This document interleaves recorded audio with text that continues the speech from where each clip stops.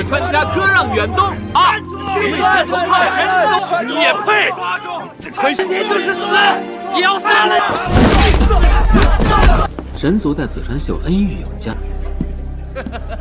想做什么？别忘了。认识远东侯。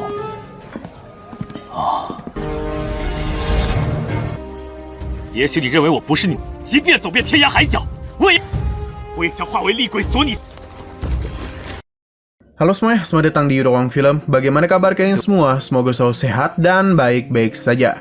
Pada hari ini kita akan melanjutkan Donghua Papa Reaper episode 49 sampai 51. Dan ini adalah bagian terakhir dari series Papa Reaper.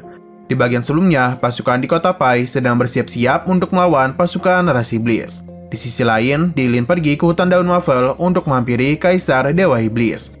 Yang mana Dilin menawarkan wilayah timur dan juga Karden selama Kaisar Dewa Iblis mau melakukan genjatan senjata. Hingga pada akhirnya Kaisar bersedia menerima tawaran itu. Hal itu pun membuat penyerangan yang dipimpin oleh Jenderal Yun di kota Pai pun dibatalkan. Alhasil seluruh pasukan di kota Pai dapat kembali pulang dengan aman.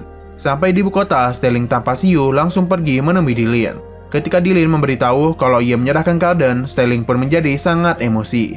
Sehingga mereka berdua pun berkelahi. Sejak saat itu, kisah percintaan Sterling dan Karden pun berakhir. Simbali di dalam camp Kaisar. Tampak Karden sedang pergi menemui Kaisar. Ia meminta maaf kepada ayahnya karena telah sempat menjadi tawanan oleh keluarga Yisuan yang menurutnya ia sudah mempermalukan ras dewa. Lantas sang Kaisar pun mengingatkan kalau Karden adalah seorang putri dari ras dewa yang terhormat. Sehingga Karden tidak seharusnya meminta maaf dan merasa bersalah. Karden, 你来自伟大的赛河罪，记住了吗？记住了。 Tak lama kemudian, Jenderal Yun tiba. Ia melaporkan bahwa ada seorang puira dari keluarga Yisuan yang datang bernama Jisuan Xiu yang ingin menjadi pasukan dari ras iblis. Mendengar nama marga Yisuan, Kaisar pun menjadi sedikit terkejut. Selama beberapa saat, tampak Xiu sedang menghadap Jenderal Yun untuk diinterogasi.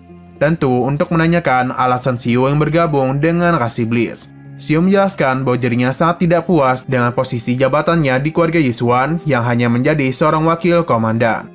Oleh karena itu, alasan Xiu yang bergabung adalah karena dirinya yang haus akan jabatan, berharap mendapatkan jabatan yang lebih tinggi ketika bergabung dengan ras iblis. Seperti gelar yang didapat oleh Lei Hong, yakni Marquis Pingjing yang sekarang sudah naik lagi menjadi Duke Pingjing. Setelah itu, Xiu juga memahami situasi keluarga Yisuan yang sudah begitu busuk setelah kehilangan seluruh wilayah timur. Ia memprediksi kurang dari 3 tahun keluarga Yisuan akan musnah. Lalu sebelum Xiu pergi, Jenderal Yun memberitahu selama Xiu dapat setia dengan ras iblis, maka ia akan mendapatkan semua yang ia inginkan. 1个多月，算的斯特林就是我的敌人。神族，为什么不把你的那家伙不肯跟我走？神族抗衡，我属于神族的。不小，我当然要另选一条出路。是个人才，也很有眼光。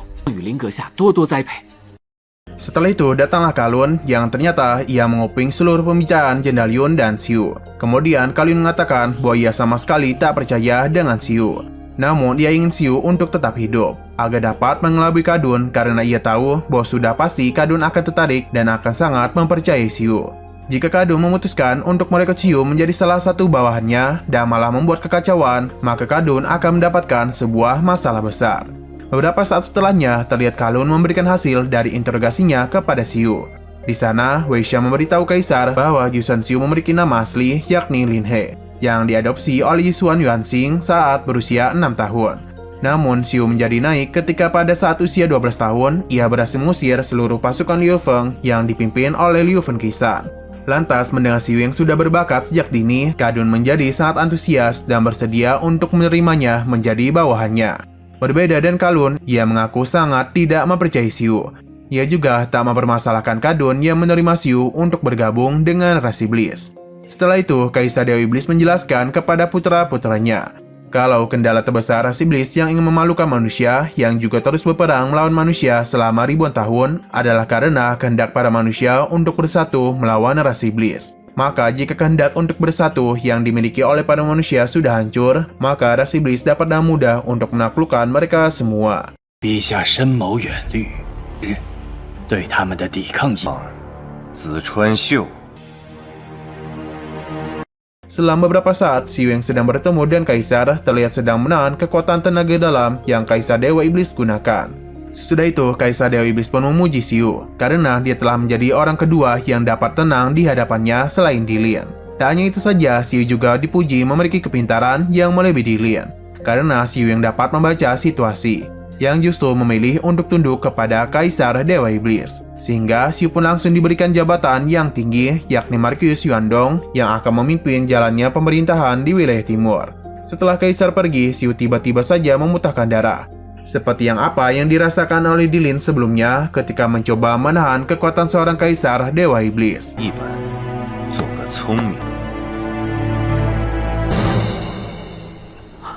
Pada keesokan harinya, Xiu datang ke hadapan prajurit-prajurit keluarga Yisuan yang menjadi tawanan, yang mana ia ditugaskan agar dapat menghasut mereka semua untuk juga tunduk kepada sang kaisar. Alhasil, seluruh prajurit itu pun menjadi sangat kesal dan terus-menerus memaki-maki Xiu. Bahkan, Xiu juga dipukuli oleh mereka semua.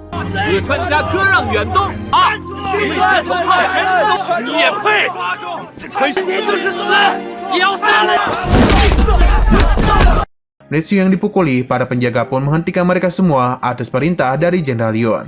Setelah itu, Jenderal Yun pun meminta maaf kepada Xiu akan kejadian yang menimpanya barusan.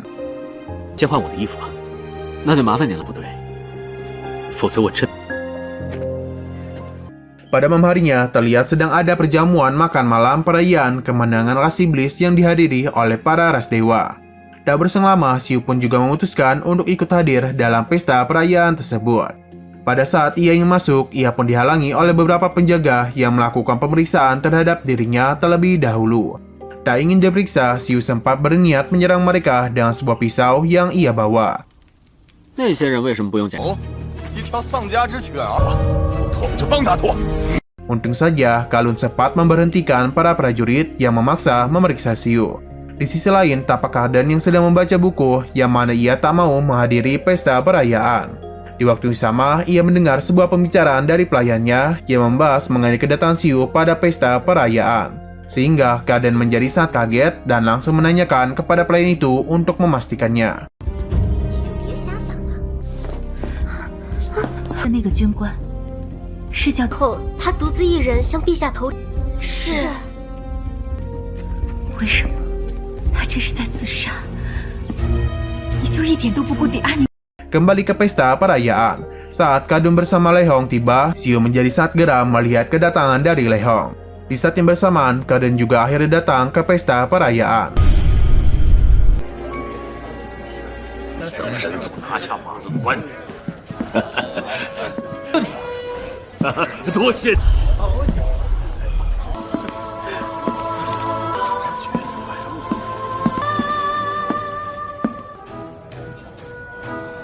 Sampai di sana, Kaden langsung meminta Xiu untuk berdansa bersamanya. Lantas, Xiu dan Kaden pun berdansa bersama. Ketika sedang berdansa, Xiu memberitahu Kaden bahwa kedatangannya ke hutan daun Marvel bukan untuk menyakiti ras-ras dewa, melainkan untuk membunuh Lei Hong. 神族在紫川秀恩遇有加， 想做什么？别忘了。 认识远东豪。 Selesai berdansa, Xiu langsung pergi menghampiri Kadun untuk berbincang-bincang. Sudah berbincang dengannya, Xiu langsung pergi menghampiri Lei Hong. Ketika sedang berbicara dengannya, tiba-tiba saja Xiu menusuk Lei Hong sambil mengatakan kalau Geising menitipkan salam kepadanya. 和大家同在神族麾下效力，有句话想转。真是。 Hingga pada akhirnya Lei Hong pun mati gara-gara tusukannya. Kemudian Xiu dan Lantang mengatakan siapa saja yang mengkhianati keluarga Yisuan, mereka akan dihabisi tanpa ampun. Di waktu yang sama, Xiu langsung dikepung oleh beberapa prajurit sehingga terjadilah pertarungan yang membuat para prajurit ras iblis bermatian.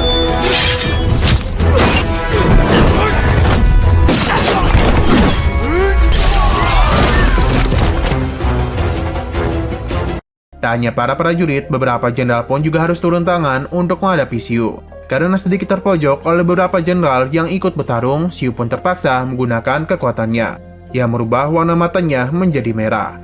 Melihat warna merah mata Xiu, Jenderal Yun pun menjadi tersadar kalau Xiu lah yang sebenarnya memutuskan tangannya. Lantas, ia segera memberikan serangan kepadanya. Akibat dari serangan Jenderal Yun, Xiu pun harus terpental ke arah Kadun yang membuat mereka berdua beradu kekuatan. Karena tak berhasil menghabisi Kadun, Xiu bergegas mengambil senjatanya dan menodong Kadun untuk memberikan ancaman. 放开公主殿下！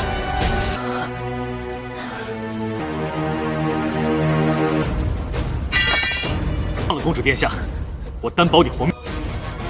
还有， Tak berselang lama, beberapa prajurit kembali bermunculan dan mengepung Xiu tanpa celah. Lalu Jenderal Yun dan Kadun berusaha untuk menenangkan Xiu, sambil mengalihkan perhatiannya agar salah satu jenderal yang tepat di belakang Xiu dapat menyerang Xiu secara diam-diam.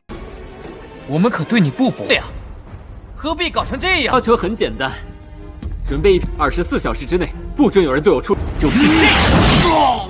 再做这样的蠢事。 Di sana juga, Xiu menyuruh mereka memberikannya sebuah kuda dan membiarkan dirinya untuk pergi. Kemudian, Xiu menghitung mundur dari angka 10. Ia mengancam jika ada yang berani menghalangi jalannya, maka Kadun akan segera tewas. 两短，但遗憾可就无法弥补。停！啊，您说停就停。违令征斩！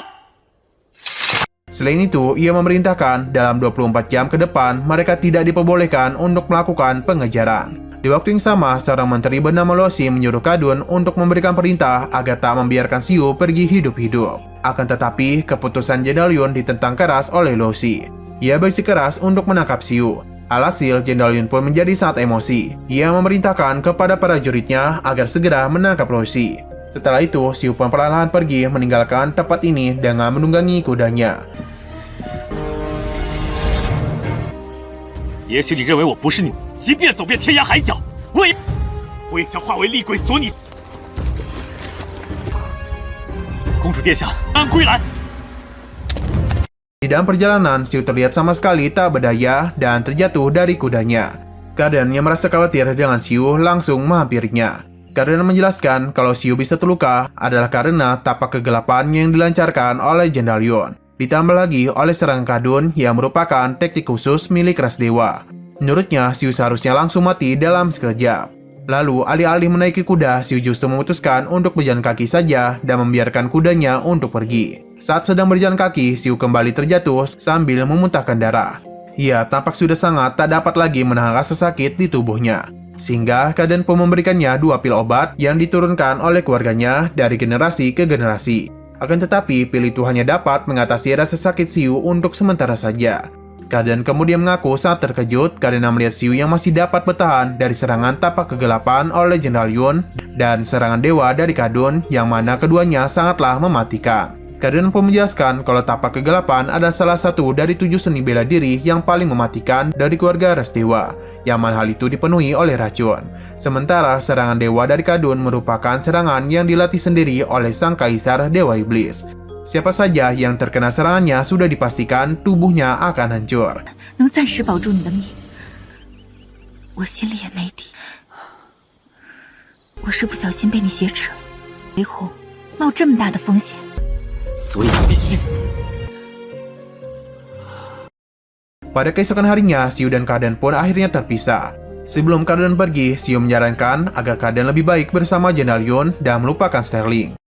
不，最好你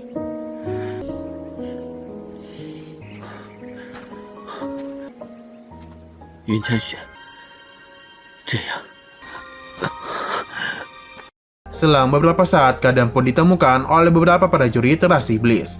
Ketika ditanya kemana arah pergi Xiu, Kadun justru tak mau memberitahunya dan berpura-pura tak tahu. Kembali ke hutan daun maple, terlihat Kaisar Dewa Iblis datang ke TKP kejadian pada malam sebelumnya. Kadun memberitahu kalau ada 22 orang yang mati. Di antaranya ada termasuk dari 4 komandan resimen, 2 kapten tim, dan 7 orang bangsawan. Mengetahui putrinya juga diculik mengakibatkan Kaisar Dewa Iblis pun menjadi sangat emosi kepada mereka. Lantas, Kadun pun mulai menyalahkan Kadun yang merekrut orang sembarangan. Kadun kemudian menyalahkan Jenderal Yun karena Jenderal Yun lah yang membiarkan Xiu untuk pergi. Jenderal Yun menjelaskan alasan ia melepaskan Xiu adalah agar dapat menyelamatkan nyawa Kadun yang sedang ditodong oleh Xiu. Pernyataannya juga dibela oleh Weisha. Menurutnya, di situasi seperti itu, Xiu bisa saja melakukan apapun karena merasa terdesak. Setelah itu, Kaisar Dewa Iblis mempertanyakan bagaimana bisa Xiu dapat bertahan dari serangan dewa yang diberikan oleh Kadun dan tapak kegelapan Jenderal Yun. Mengingat nama asli Xiu dari Lin He, Kaisar pun berpikir kalau Xiu memiliki keterampilan rahasia klan Lin dari Kekaisaran Guanming yang disebut sebagai latihan gelombang cahaya.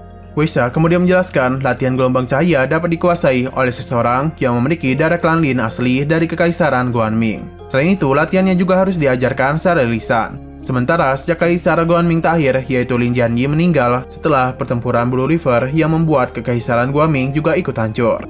Yang artinya latihan keterampilan itu sudah lama menghilang. Lalu Kaisar Dewa Iblis memerintahkan kepada mereka semua agar mengerahkan semua pasukan ras iblis di timur untuk segera mencari Xiu. Kaisar Dewa Iblis mengaku tidak akan membiarkan bangkitnya lagi Kekaisaran Guanming untuk kedua kalinya. Simbalik ke Xiu, tampak ia sedang mengambil senjatanya terlebih dahulu sebelum melanjutkan perjalanan. Ia terus bersembunyi dari kejaran-kejaran pasukan ras iblis. Bahkan ia juga hanya memakan sebuah ular hanya untuk misi perutnya.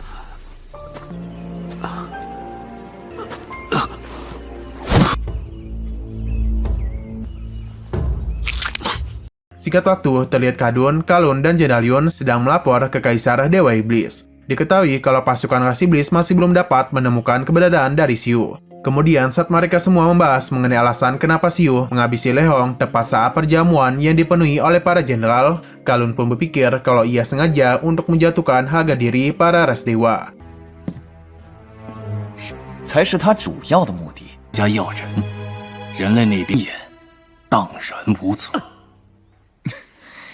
Selain itu, Kalun juga memberikan ide untuk melepaskan para tahanan prajurit keluarga Yisuan yang sebelumnya memaki-maki Xiu. Ia berencana agar mereka dilepaskan dan biarkan pulang. Maka mereka pasti akan melaporkan kalau Xiu telah berkhianat dan juga bergabung dengan ras iblis. Akibatnya, Xiu akan dicap sebagai pengkhianat oleh seluruh keluarga Yisuan dan tak akan bisa kembali ke sana. Beberapa hari setelahnya, tapak Xiu sedang bersembunyi di semak-semak karena banyak dari prajurit ras iblis yang sedang berpatroli. Hingga pada saat posisinya ketahuan oleh salah satu prajurit, ia pun langsung menghabisinya dengan cepat.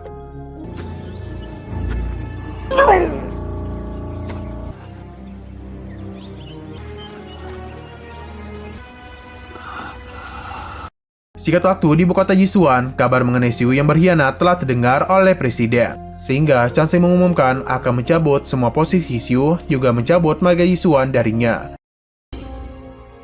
仅以解除子川秀的疑，小玉。 Selain itu, Xiu dan pasukan Kem Xiu diberi bounty. Bagi siapa saja yang menghabisi mereka, maka akan mendapatkan ratusan hadiah dan promosi resmi 3 pangkat. Scene diakhiri dengan sebuah scene POV yang memperlihatkan beberapa prajurit membunuh Xiu yang baru saja tersadar dari pingsannya. Bagi yang baru bergabung maupun yang sudah lama bersama Ruang Film, kita ucapkan terima kasih banyak kepada kalian semua yang sudah mengikuti pembawaan kita untuk season pertama dari Donghua Papa Reaper. Mungkin itu saja yang bisa kita ceritakan tentang alur dari Donghua Papa Reaper season yang pertama.